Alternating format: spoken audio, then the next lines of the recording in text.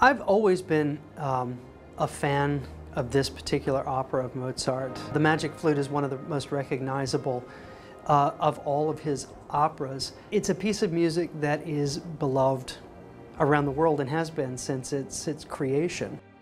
As a choreographer, I'm always looking for new ideas, new stories, and perfect music. And since I've always loved this story, I decided to jump in and see what I could do with it, understanding that it's perfect.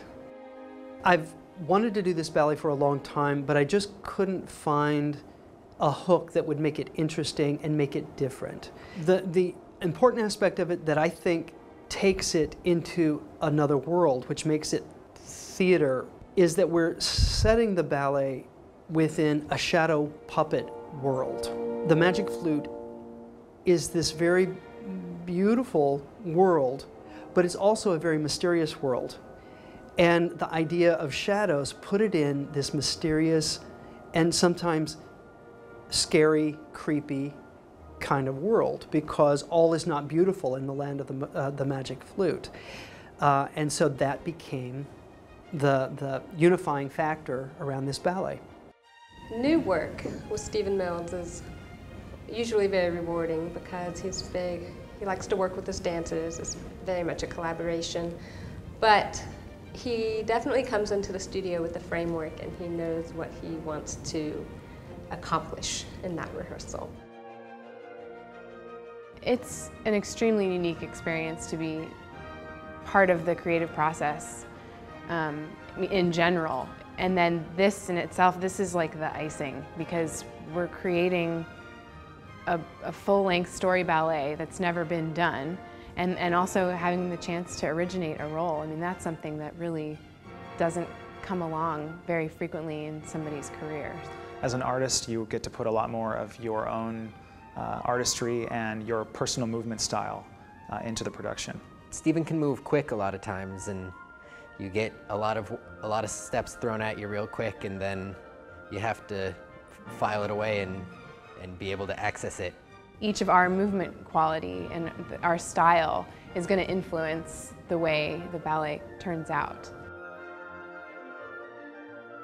I believe we have 44 costumes in the Magic Flute, and we have several builders working on the production at the moment. We have birds, we have animals, we have this crazy over-the-top Queen of the Night who's very sparkly and fantastic.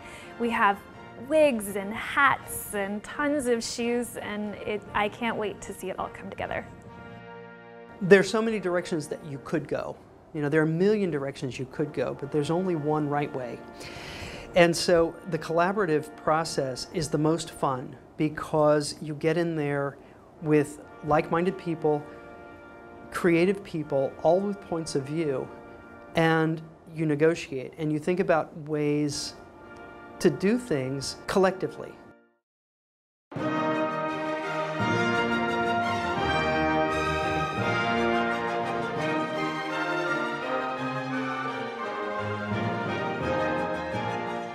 lot of people are afraid of opera. You know, it's very big. They're usually long. You know, it can be kind of intimidating because it's in a different language.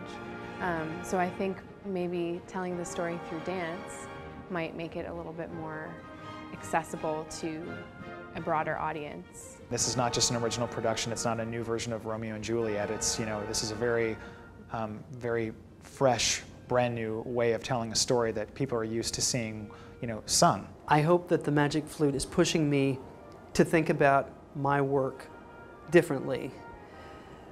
But more than that, in terms of the audience, I hope that when they come to see this work, they're transported to a world that they've not experienced before.